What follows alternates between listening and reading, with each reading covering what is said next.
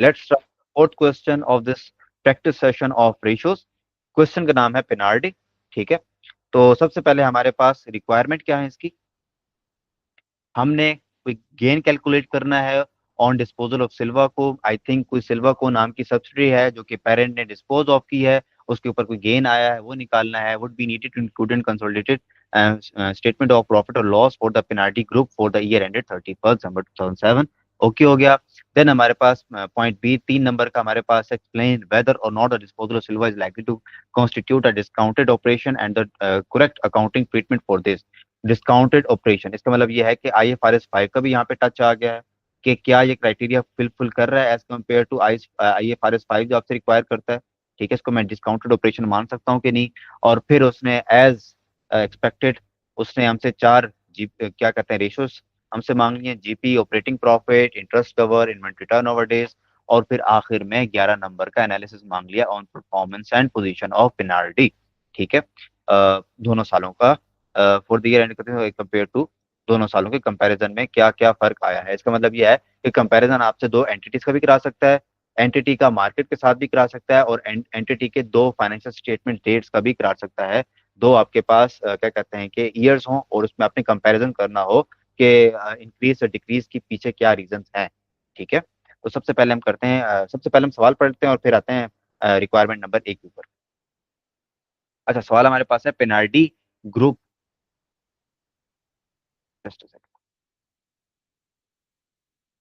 अच्छा, penalty group operation fragrance and cosmetic. अच्छा, ये इसकी इंडस्ट्री है fragrance and cosmetics. On 1 January 2007, मतलब अगर हमारे पास साल का आखिर क्या बनता है 31 दिसंबर 2007, तो इसने साल के शुरू होते ही penalty dispose of one of its subsidy, कोई सब्सिडी थी इसकी, वैसे तो बहुत सब्सिडीज हैं, सिल्वा को नाम की, for the cash of 42 million. ठीक हो गया। अच्छा, अच्छा सिल्वा को 42 मिलियन किसने अपनी सब्सिडी को डिस्पोज कर दिया साल के शुरू में। सिल्वा को मैन्युफैक्चर्स ज्वेलरी। ठीक है, ज्वेलरी सेल करती थी। ठीक है, अच्छा ये मतलब फ्रेग्रेंस कॉस्मेटिक और ज्वेलरी में भी ये इनका हाथ डला हुआ था। Was sold because the penalty group wanted to exit the particular sector. इसीलिए छोड़ा कि आप चाहते थे कि अब ज्वेलरी मजीद ये बेचे ना। ठीक है, ये अपनी मेन जो बाकी डिविजन हैं, जो बाकी सेक्टर्स हैं, फ्रेग्रेंस और कॉस्मेटिक, उसके ऊपर फोकस कर सके। ठीक है, तो हमारे पास ये सबसे पहले एज एक्सपेक्टेड P&L गिवन है, यहाँ पे थोड़ा सा एक्सट्रैक्ट गिवन है बैलेंस शीट के, और फिर हमारे पास रेलिवेंट इंफॉर्मेशन है। अच्छा, accounting assistant had not accounted for Silva Co as discontinued operation because disposal occurred on 1 January 2007। ठीक है, अच्छा अकाउंटेंट ने क्या किया कि साल के शुरू में क्योंकि ये बिक गई है, ठीक है, तो इसने उसको डिसकंटिन्यूड ऑपरेशन कंसिडर ही नहीं किया। ठीक है, no figure for the Silva Co has been included, इसलिए हमारे पास ये एडजस्टमेंट नंबर भी उसमें समझेंगे कि इसका क्या करना। अच्छा, no figure for the Silva Co has been included in the 2007 financial statement access above. ठीक हो गया। The proceeds from the disposal has been recorded in cash. ठीक है, and the with all net asset goodwill derecognise, कि हमने जो disposal जो हमारे पास प्रोसीड्स आए हैं, जो गेन आया है, उसको हमने कैश के अंदर रिकॉर्ड किया, और उस मतलब कैश में कितना मिला था 42 मिलियन। और जो हमारी जो गुडविल था या नेट एसेट्स था, उसको हमने डी रिकॉग्नाइज किया उस प्रोसीड सी में से। ठीक है, और बैलेंसिंग अमाउंट जो होती है, the balancing figure was held in suspend account में उसने फेंक दी। अच्छा, पेनाल्टी को जो हमारी पेरेंट है एक्वायर्ड 100% सिल्वा को। अच्छा, उसने हिस्ट्री बता दी कि सिल्वा को हमने 2001 में खरीदा था 100%, सारे शेयर्स, एनसीए का कोई हिस्सा नहीं था इसमें। And the goodwill was calculated as 6 million, उस वक्त 6 मिलियन इसकी गुडविल कैलकुलेट हुई थी। बट 2005 में, मतलब 5 साल बाद, उसकी इम्पेयर होगी गुडविल बाय 30%। और अब हमारे पास नेट एसेट ऑन 31st जो, अच्छा नेट एसेट की इंफॉर्मेशन भी आ गई कि साल के शुरू में जिस दिन डिस्पोज किया उस दिन 35 मिलियन जो है नेट एसेट्स भी थे। As part of sales agreement, मतलब सेल्स एग्रीमेंट हुआ था, the penalty group will receive an annual fee for 2 million for the use of silver Co brand. ठीक हो गया, इसको 2 मिलियन मिलने थे। ठीक है, the 2007 annual fee has been included in penalty Co group revenue for the year ended 31 December 2007। तो इसीलिए पेनाल्टी कॉर्नर व्यवस्था की जो एनुअल फी है उसको अपने ग्रुप रेवेन्यू के अंदर भी डाला हुआ है। ठीक है, नेक्स्ट हमारे पास information is the result obtain from a silver Co individual publish financial में शोज द की फॉलोइंग इंफॉर्मेशन। अच्छा, ये सिल्वर को के अपने कुछ डाटा में गिवन है, रेवेन्यू इतना कमा रहा है, जीपी इतना कमा रहा है, और प्रॉफिट फ्रॉम ऑपरेशन कमा रहा है 2006 और 2007 का। गुड हो गया। Prior to disposal Silver Co used to occupy some property belonging to Penalty Co. अच्छा, डिस्पोजल से पहले सिल्वा को कुछ प्रॉपर्टी भी पिनार्डी को की यूज कर रहा था, एक्वापाई करके बैठा था। फॉलोइंग डिस्पोजल द पिनार्डी को पिनार्डी अच्छा, डिस्पोजल के बाद the Pinardi group move its cosmetic division into property. उन्होंने जो अपनी कॉस्मेटिक डिवीजन थी उनको उस प्रॉपर्टी में शिफ्ट कर दिया, जो सिल्वा Co as a jewellery division इस्तेमाल कर रहा था। Previously to cosmetic division had a lease. अच्छा, इससे पहले मतलब डिस्पोजल से पहले जब पिनार्ड जो सिल्वा को है, जब वो वाली बिल्डिंग इस्तेमाल कर रहा था, जो प्रॉपर्टी इस्तेमाल कर रहा था, उससे पहले बेचारा कॉस्मेटिक को डिवीजन जो है वो लीज्ड एक्सटर्नल फैसिलिटी के ऊपर बैठा था, जिसके लिए वो हर साल 2.5 मिलियन पे आउट कर रहे थे। At first January 2007 the lease had 10 year remaining. अच्छा, साल जब डिस्पोज किया उस वक्त 10 साल बाकी थे। And to exit the lease the penalty Co made at 2.5 one off payment of 3 million to the lessor and recorded it as an operating expense. I hope आपको कहानी समझ आ गई होगी कि डिस्पोजल से पहले सिल्वा को इनके डिवीजन का हिस्सा था, जहां से ये ज्वेलरी को लॉन्च करते थे। अब जब सिल्वा को निकाला, वहां से डिस्पोज ऑफ किया, तो उसी बिल्डिंग के अंदर इन्होंने क्या कहते हैं, इस कॉस्मेटिक डिवीजन को शिफ्ट कर दिया। और कॉस्मेटिक डिवीजन इससे पहले लीज बिल्डिंग के ऊपर काम कर रहा था, जिसके लिए कंपनी यानी कि जो पेरेंट कंपनी थी पिनार्डी को, वो 2.5 मिलियन एवरी ईयर पे आउट कर रहा था। और अब उन्होंने जब उसको शिफ्ट किया और अपनी लीज एग्रीमेंट को एग्जिट किया, तो 3 मिलियन की उन्होंने वन ऑफ पेमेंट भी की टू लेसर। ठीक हो गया। अच्छा, पेनाल्टी को acquires raw material from the overseas. ऐसे ओवरसीज का टच आ गया यहाँ पे। The in 2006 the group recorded foreign exchange gain 3 million and in 2007 the group made foreign exchange loss of 1 million। मतलब गेन आ रहा है, कभी लॉस आ रहा है। Both items were recognised within the operating expenses. ठीक हो गया। अच्छा, इन्फॉर्मेशन बहुत ज्यादा थी, बट हमने इन्फॉर्मेशन को बाद में रखना है, सेकंड प्रायोरिटी देनी है। पहले अगेन आई विल से कि आपने रिक्वायरमेंट को समझना है कि आपसे रिक्वायर क्या कर रहे हैं। ठीक है, बच्चा यहाँ पे ओवर एफिशिएंट बनने के चक्करों में इन्फॉर्मेशन को इतना सीरियस ले लेता है कि बिला वजह बातें लिखी जा रहा होता है, जबकि रिक्वायर ही नहीं होती। ठीक है, तो आपने सबसे पहले रिक्वायरमेंट पढ़नी है। 2 नंबर की छोटी सी रिक्वायरमेंट है कि हमने गेन निकालना है। बहुत आसान है ये। अगर मैं यहाँ पे आपको दिखाऊं, 4.2 मिलियन का मैंने 42 मिलियन का बेचा। ठीक है, उसने आपको सवाल में खुद ही बता दिया है कि नेट एसेट्स उसी वक्त डिस्पोजल की डेट के ऊपर थे 35 मिलियन के, वो उसने उसमें से लेस कर दिया। अच्छा, डिस्पोजल की कहानी थोड़ी डिफरेंट है। डिस्पोजल कहानी ऐसे डिफरेंट है कि जब एक्वायर किया था तो 6 मिलियन था, और 2005 में, ठीक है, वो उसमें से 30%, 6 मिलियन का 30% जब आप लोगे तो ये 1.8 मिलियन आएगा। ये इम्पेयर होके अब अनइम्पेयर्ड गुडविल, यानी कि ये मेरे पास क्लोजिंग वैल्यू थी जो मेरी बैलेंस शीट के अंदर रिपेयर हो रही थी 4.2 मिलियन की, उसको सुबह मैंने किताबों से निकाल दिया, तो adjusted net gain on disposal मेरे पास आ गया 2.8 मिलियन का। ठीक है, तो इतनी सी रिक्वायरमेंट थी मेरी और 2 नंबर मेरे पास आ गए। ठीक है, हम सवाल पढ़ के इतना कंफ्यूज जाते हैं कि छोटे से आसान नंबरों को भी हम ग्रैब नहीं कर पाते। तीसरा, आपके पास कंप्लीटली थ्योरेटिकल सवाल था। अगर आपको IFRS 5 की बेसिक नॉलेज भी होगी तो आप इसका आंसर कर सकते हो कि जो सिल्वर को क्वेश्चन निकाला, तो is likely to meet the criteria as it's a separate major line of operation that has been dispose of during the year. कि एक separate major line of operation थी, पूरी एक ज्वेलरी बेचने वाले इनका कारोबार था, उन्होंने पूरा का पूरा मेजर लाइन डिस्पोज कर दिया। उसी कोई एक एंटिटी डिस्पोज नहीं की, वो एक एंटिटी ही पूरा उनका बिजनेस संभाल के बैठी थी, ज्वेलरी वाला। उन्होंने पूरी पूरी एंटिटी डिस्पोज की, तो मतलब उनकी प्योर मेजर लाइन जो है वो डिस्पोज ऑफ हो गई। As a discontinued operation, the result would have been removed and presented separately at the bottom of statement of profit or together with a gain on disposal of 2.8 million.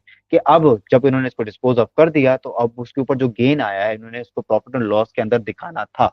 ठीक है, लेकिन as Silverco was sold on 1st January 2007, there was no result of incorporate for the current year। मुझे अब इस साल इसको incorporate करने की जरूरत नहीं है इस साल, क्योंकि मैंने शुरू होते ही बेच दिया है। तो इस साल मुझे अब उस नॉन करंट से इसको करंट में डालने वाली पूरी वो फिल्म नहीं करनी। ठीक है, मुझे सिंपली इसको डिस्पोज कर दिया साल के शुरू में ही, तो बस खत्म हुई कहानी। लेकिन 2006 के आखिर तक तो ये हमारी किताबों में पड़ी थी ना, उस वक्त तो हमने इसको डिस्पोज ऑफ नहीं किया ना। तो हाँ, हमारी इंटेंशन थी, क्योंकि कंपनी एकदम से किसी चीज को एक दिन में बैठे बैठे डिसीजन लेके खत्म नहीं कर देती। लेकिन कंपनी का अगर प्लान में था 2006 के अंदर कि हम इसको बेचने लगे हैं, तो 2006 के फाइनेंशियल स्टेटमेंट के अंदर कंपनी ने उसको डिसकंटिन्यूड ऑपरेशन के तौर पे शो करना था फॉर कंपैरेटिव पर्पस। सिंपल। ठीक है, 2007 में दिखाने की जरूरत नहीं, क्योंकि 2007 आया ही नहीं, उसके पहले दिन ही हमें डिस्पोज ऑफ कर दिया। ठीक है, लेकिन 2006 में जब ये प्लानिंग हो रही थी कि हमने सिल्वर को बेचना है, ये सारी बातें हो रही थी, तो अब आप इसको डिसकंटिन्यूड ऑपरेशन के तौर पे उनकी एफएस के अंदर दिखाओ। सिंपल। तो ये छोटी सी बात आपने लिखनी थी और आपको 3 नंबर मिल जाने थे। आगे बढ़ते हैं 4 नंबर का, ये तो बहुत आसान होती है रेशियोज, ठीक है। सिंपल आपने इन्फॉर्मेशन पकड़नी है और रेशियो कैलकुलेट करने कर लेनी है। मसलन अगर मैं यहाँ पे कुछ निकालूं जीपी के अंदर, यहाँ पे मेरे पास ग्रॉस प्रॉफिट, ये यहाँ पे देखते जाना मेरे साथ साथ, gross profit divided by revenue, तो मेरे पास 2007 की आ गई। और इसके कंपैरिजन में 50.6 मिलियन की जीपी है 2006 में, और मेरे पास रेवेन्यू है 122.4 मिलियन का, ये इसकी ये जीपी आ गई। तो सिंपल आपने इन अमाउंट्स को खेलना है और आपने जीपी कैलकुलेट करते जाना है। तो जीपी सो तो ये रेशो जो निकालना है ये तो बहुत आसान होता है। ठीक इस तरीके से ऑपरेटिंग प्रॉफिट मार्जिन के इंटरेस्ट कवर के अंदर देखो कि मैं सबसे पहले इंटरेस्ट की अगर मैं बात करूं तो प्रॉफिट फ्रॉम ऑपरेशन पकड़ना है और आपने उसको फाइनेंस कॉस्ट से डिवाइड करना है कि मेरे पास कितना प्रॉफिट पड़ा है टू कवर माई इंटरेस्ट। ठीक है, तो 5.3 times I can cover my interest in 2007। Inventory turnover day से कितने दिनों में जो मेरी इन्वेंट्री है वो सेल में कन्वर्ट होती है, तो सिंपली आपने इन्वेंट्री पकड़नी है, ठीक है, 13.3, और इसको आपने सेल से डिवाइड कर देना है, सॉरी कॉस्ट ऑफ सेल में डिवाइड कर देना। और आपको अगर डेज के अंदर सवाल में गिवन है तो आपको डेज में मल्टीप्लाई कर दो 365 के साथ, तो आपके पास डेज में रेशियो आ जाएगी। तो इसी तरीके से आपने दोनों सालों की निकाल के आप मजीद 4 नंबर इसमें से निकाल सकते थे। मैं जो यहाँ पे ये मेन आपको ये प्रैक्टिस सेशन दे रहा हूँ उसका प्राइम फोकस है कि एनालिसिस जो इस बार आपके लिए नई चीज आई है उसमें आपने कैसे देखना है। अब आपके पास दोनों सालों की देखो रेशियोज कैलकुलेट हो चुकी हैं, अब आपने सिंपल बातें करनी है। और अब इसके ऊपर जितने आप इसको केस स्टडी को समझोगे पढ़ोगे उतने ही आपके लिए नए नए राज अफशा होंगे, नए क्या कहते हैं कि दुनिया के राज अफशा होंगे, और आप इनको मजीद अच्छे तरीके से लिख सकते हो। और हो सके अगर टाइम निकले तो इसकी आप रिटर्न ड्राफ्टिंग करो, ताकि मुझे बेशक चेक करा दो ग्रुप के अंदर, ताकि आप इसको लिखने के भी काबिल हो। अगर आप सोचने के काबिल हो जाते हो तो लिखने के काबिल भी हो। तो यहाँ स्टडी टेक्स्ट में बहुत ही एक लंबी डिस्कशन होती हैं, बच्चा घबरा जाता है। तो अगर मैं इसको भी समराइज करूँ, अच्छा ये जो समराइज मैं कर रहा हूँ इसका मतलब ये नहीं कि आपने भी लिख के ऐसे आना है। अगर वो आपको 14 नंबर का कोई लिख के आपसे रिक्वायर कर रहे हैं तो आपसे रिक्वायर कर रहा है कि आप थोड़ा एक्सप्लेन भी करो। तो मैं जो समराइज कर रहा हूँ इसको आपने थोड़ा सा 3-4 लफ्जों क्या जुमलों के अंदर इसको कन्वर्ट कर लेना है। बेला वजह आपने वही बातें रिपीट कर लेनी है, सवाल इन्फॉर्मेशन इस्तेमाल कर लेनी है। एज दिस कंपनी जो सवाल के अंदर आपको इन्फॉर्मेशन गिवन होगी आप उसी को रिप्रोड्यूस करके कॉपी पेस्ट करके आप उसके साथ कोई नई बात उसकी रीजन लिख के आप इसको लेंथी कर सकते हो। ठीक है, तो वो मसले वाली बात नहीं। अच्छा अब मेरे पास यहाँ पे रेशियोज हैं। अच्छा अब देखो मैंने रिक्वायरमेंट पढ़नी है गेन, मैं यहाँ पे बिला वजह अपनी भाषणबाजी शुरू नहीं करनी चाहिए। मुझे पहले वो मुझसे रिक्वायर क्या कर रहा है, मुझे ये पढ़ना चाहिए। परफॉर्मेंस और पोजीशन के ऊपर मुझे डिस्कशन करनी है। तो परफॉर्मेंस रेवेन्यूज एंड प्रॉफिट्स, और position to cover my liabilities, कि कंपनी किस पोजीशन में खड़ी है इन सिंपल।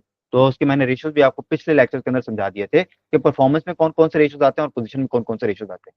तो मेरे पास दोनों सालों का डाटा गिवन है जो कि आप सवाल में कैलकुलेट कर लोगे। अब आप इसके ऊपर एनालिसिस स्टार्ट करोगे। सबसे पहले अगर मैं बात करूं परफॉर्मेंस की,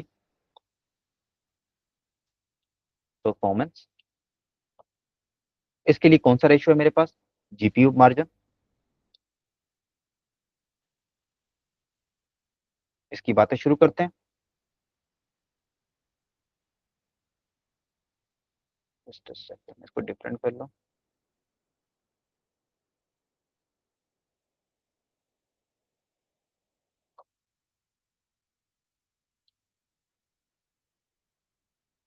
ओके, लेट्स स्टार्ट। सबसे पहले मेरे पास जीपी मार्जिन की अगर मैं बात करूं, अच्छा इसमें है ना आप बाकी चीजों को भी टच दे सकते हो, मैं समझाता हूँ कैसे। अच्छा जीपी मार्जिन की अगर मैं बात करूं तो आपने ना पहले रिप्रोड्यूस कर लेना है। As the company's GP margin has been increase from 2006 to 2007, अब ये आपने इसका डिफरेंस निकाल के आपने बता देना है by this percentage this indicates. ठीक है, मैं पूरी ये डिस्कशन नहीं कर रहा यहाँ पे, लिख नहीं रहा। ठीक है, तो ये आपने बता दिए। उसने आपने बताना है रीजंस, मैं अब रीजंस के ऊपर फोकस करता हूँ। ठीक है, सबसे पहले हमने बताना है कि एक कंपनी हमने बेची, उसकी वजह से हमें पैसे आए। ठीक है, अच्छा यहाँ पे सिल्वर कॉपर भी अब टच दे सकते हो जो आपने डिस्पोज ऑफ किया है। जस्ट अ सेकंड, मैं सवाल खोल, ये रहा। अच्छा,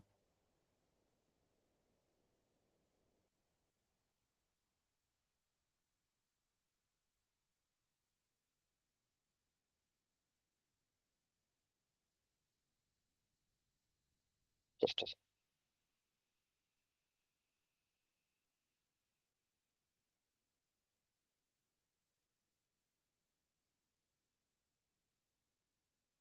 अच्छा, अगर मैं ना यहाँ for comparison and to give a better impression, अगर मैं इसकी अकेले की क्या कहते हैं जीपी मार्जिन मैं बताऊं, इससे मुझे पता चल जाएगा कंपनी की मुकाबले में हमें हमारा सिल्वर कितनी जीपी दे रहा था। तो दैट विल बी 35%। ठीक है, 12.6 डिवाइडेड बाय 36, तो आपके पास 35% आ जाएगा। तो इस एनालिसिस को मैं इस्तेमाल कर सकता हूँ रीजन के अंदर कि in previous year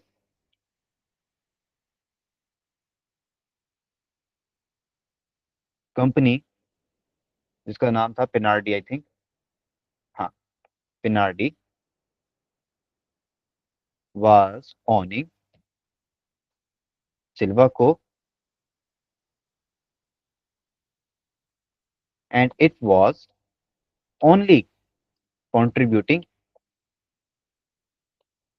35% GP margin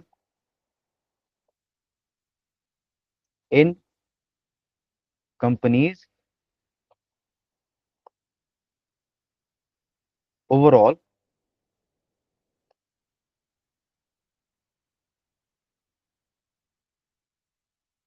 ये यहाँ पे जीपी मार्जिन ऑफ 41.3%।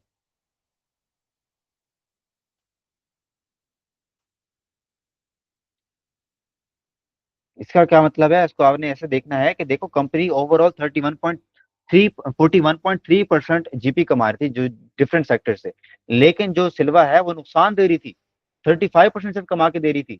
तो इसका मतलब ये है कि प्रीवियस ईयर में इसलिए जीपी मार्जिन मेरा कम आ रहा था। इस साल चूंकि मैंने इसको बेच दिया है, as I dispose Silva Co of GP margin as I knee as Pinardi को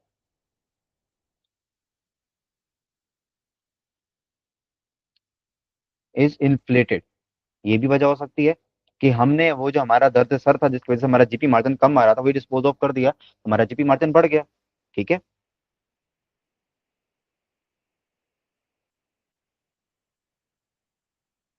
देन हमारे पास और भी रीजन हम सवाल से पकड़ सकते हैं।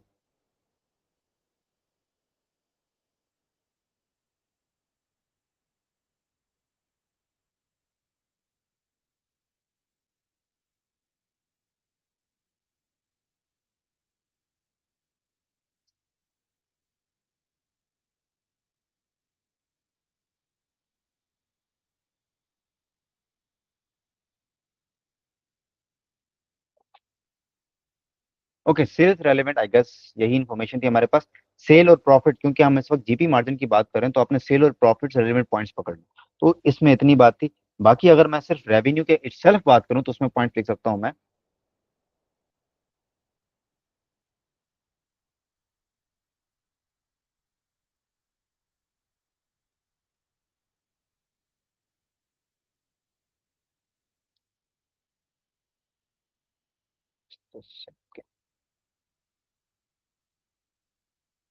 ओके, अच्छा, अगर मैं रेवेन्यू की बात करूं तो इसके ऊपर भी आप कमेंट्स कर सकते हो, ये भी परफॉर्मेंस का ऐसा ही होता है। आप रेवेन्यू को बता सकते हो कि कंपनी का जो रेवेन्यू है, देखो अगर मैं इसका एनालिसिस करूं, वो पिछले साल ज्यादा था, इस साल कम है। ठीक है, कॉस्ट ऑफ सेल भी जो पिछले साल ज्यादा थी इस साल कम है। ठीक है, अच्छा ये आपने बता देना है कितने से गिरा है, ये गिरा है 24.1 से। ठीक है, mainly due to disposal of, अच्छा एक चीज हमारे लिए चाहे जीपी मार्जिन कम दे रही थी लेकिन हमारी कुछ ना कुछ तो ज्वेलरी बिक रही थी ना। ठीक है, उसके जाने से हमारा पूरा एक सेपरेट लाइन ऑफ बिजनेस चला गया है, उसके जाने से कुछ ना कुछ तो नुकसान होगा। तो ये प्योरली नुकसान जो 24.1 मिलियन का है, इसमें एक रीजन ये भी हो सकती है कि हमारी जो एक separate line of business jewellery थी वो हमारी चली गई है। ये आप बता सकते हो। फिर इसके अलावा आप कॉस्ट ऑफ सेल में बता सकते हो कि कॉस्ट ऑफ सेल कम होगी इसलिए कि ज्वेलरी के जो एक्सपेंसेस हम बेयर कर रहे थे we are not bearing any more, तो उसकी वजह से हमारा जी कॉस्ट ऑफ सेल है ये कम हो गई है। ठीक है, और ये सारी बातें कर सकते हो। फिर अगली अगर मैं रेशियो पे मूव ऑन करूं, दैट इज ऑपरेटिंग मार्जिन। ठीक है, अच्छा, ऑपरेटिंग मार्जिन पहले तो आपने एनालिसिस करना है, उसके बारे में बात करनी है, उसके बाद रीजन देनी है कि इट हैज बीन इंक्रीज, ठीक है, और फिर उसके बाद आपने रीजन देनी है, ठीक है। अच्छा, इसमें आपने बताना है कि चाहे हमारा रेवेन्यू जो है वो कम हो गया है, हमारी जो क्या कहते हैं, ये देखो, चाहे हमारा रेवेन्यू कम हो गया है, हमारी जो प्रॉफिट फ्रॉम ऑपरेशन है ये बढ़ गया, ठीक है। इट मीन्स कि हमने इस साल, आप रीजन दे सकते हो कि ऑपरेटिंग एक्सपेंसेस के ऊपर स्ट्रिक्ट कंट्रोल रखा है, ठीक है। ये रीजन आप हमने वहां पढ़ी भी थी रेशियोज के, जब हम कॉन्सेप्ट कर रहे थे, ठीक है। और इसकी आप रीजन ये दे सकते हो, सवाल के डाटा में गिवन है कि कंपनी ने चूंकि सिल्वा को डिस्पोज ऑफ किया, एक लीज प्रॉपर्टी थी वो भी एग्जिट की, तो कंपनी के ऊपर अब 2.5 मिलियन एवरी ईयर की जो कंपनी के ऊपर पेनल्टी थी वो खत्म हो गई। इसलिए हमारे ऊपर जो फाइनेंस कॉस्ट का जो खर्चा था वो भी खत्म हो गया, ठीक है। तो कंपनी की जो प्रॉफिट फ्रॉम ऑपरेशन है वो बढ़ गए, ठीक है। एक ये वजह हो सकती है, और दूसरा हमारे पास वजह ये भी हो सकती है कि अच्छा, ये भी आप यहाँ बात कर सकते हो कि कंपनी के इस साल जो है, जो एक्सचेंज लॉस आया है, ठीक है, वो आया है पिछले साल के मुकाबले में, और पिछले साल गेन आया था। हाँ, एक एडिशनल बात ये कर सकते हो, कंपनी के प्रॉफिट इसकी वजह से रिस्की भी हो सकते हैं, क्योंकि जो फ्लक्चुएट होते रहते हैं ये गेन और लॉस, ये कांस्टेंट नहीं होते, ये कंसिस्टेंट नहीं होते, ये प्लस माइनस लाइक अ सी, ये अप एंड डाउन होते रहते हैं, तो ये कंपनी के प्रॉफिट को रिस्क करते हैं। तो आपने इसे मजे मजे के एनालिसिस देने हैं, ठीक है। ये लीज वाला पॉइंट मैं यहाँ लिख देता हूँ ताकि ये रिकॉर्ड में आ जाए। रेवेन्यू की बात कर ली हमने, ठीक है। रेवेन्यू आपने बता देना है कि ये जो वही रीजन है रेवेन्यू की। मैं अगर इसको जस्ट इन सम वर्ड्स लिखूं, sold a separate line of business resulting decrease revenue and cost of sale. अब इसको आप जितना लेंथी करते जाओ ये आपके ऊपर है, just like in your audit. Then हमारे पास एक और पॉइंट आ गया था,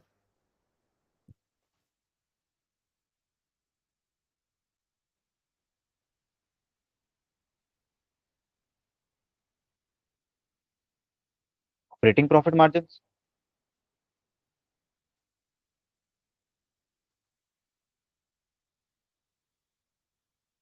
पहले तो हमें बताना है कि इंक्रीज हो गया है, ठीक है, और ये सारी बातें मैं यहाँ नहीं लिख रहा, बट आपने ये बतानी है कितने से इंक्रीज हुआ, ये सारी बातें मैथमेटिकल लेके चलनी है। रीजन के अंदर आप ये कह सकते हो कि 2.5 million per year lease cost is exited by just paying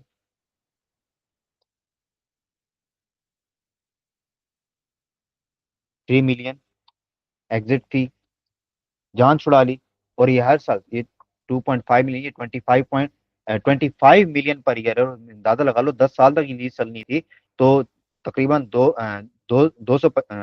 दो सौ पचास मुझे जान छूट गई है मेरी एक लीज से, ठीक है। जस्ट मैंने 3 मिलियन के मुकाबले में एक मिनिमल से अमाउंट पे करके जान छुड़वा ली है, ठीक है। उसके अलावा आपने वो वाला पॉइंट भी बता देना है, फॉरेन करेंसी वाला, foreign currency gain in 2006 cost profit increase. आपने हर तरीके से ना बात को घुमा के ना लेके आनी, and cost loss in 2007 by 1 million, उसमें था बाय 3 मिलियन। ओके हो गया।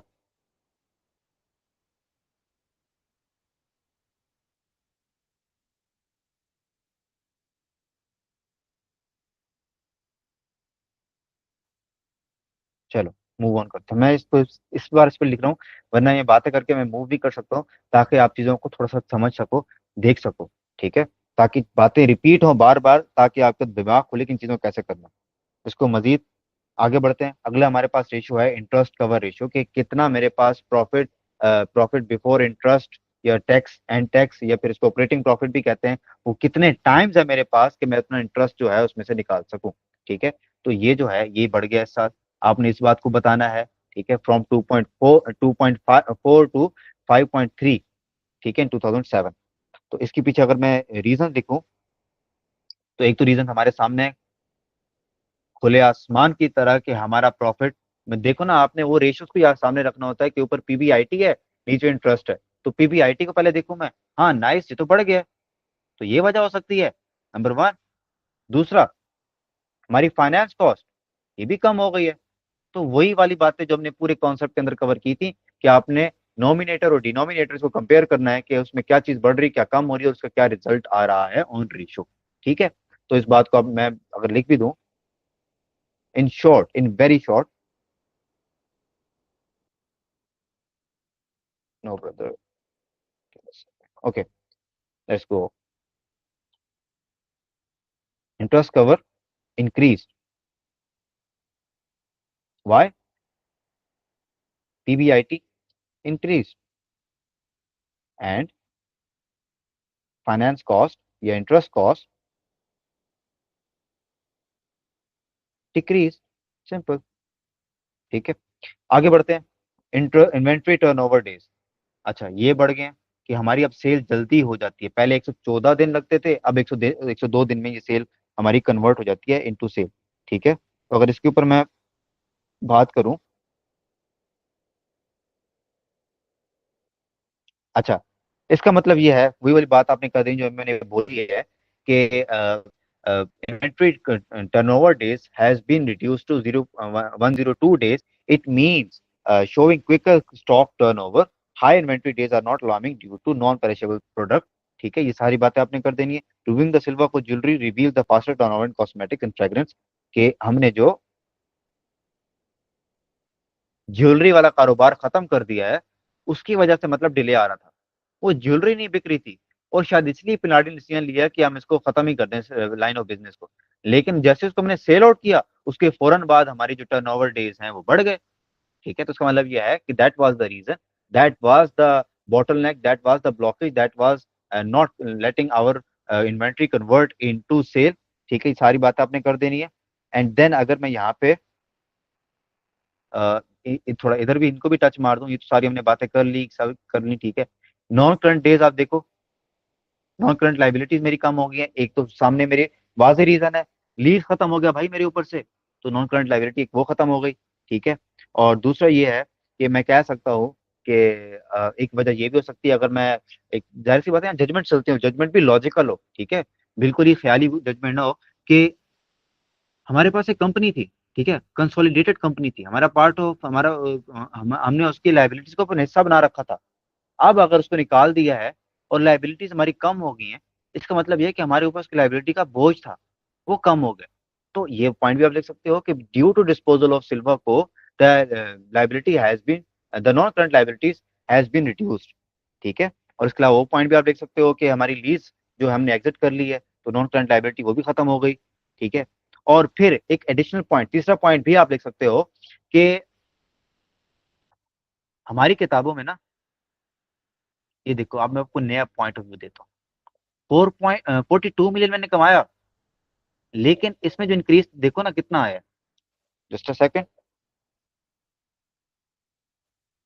31.4 माइनस 14.6, सिर्फ 16.8 का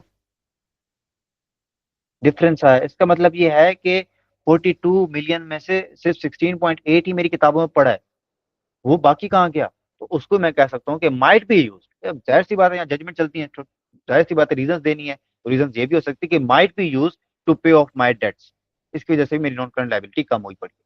ठीक है, तो ऐसे आपने जजमेंट करनी है। अगर आप कहोगे तो मैं इसको आपको समराइज आंसर्स भी दे दूंगा, ताकि आप इसको क्विकली रिकैप कर सको।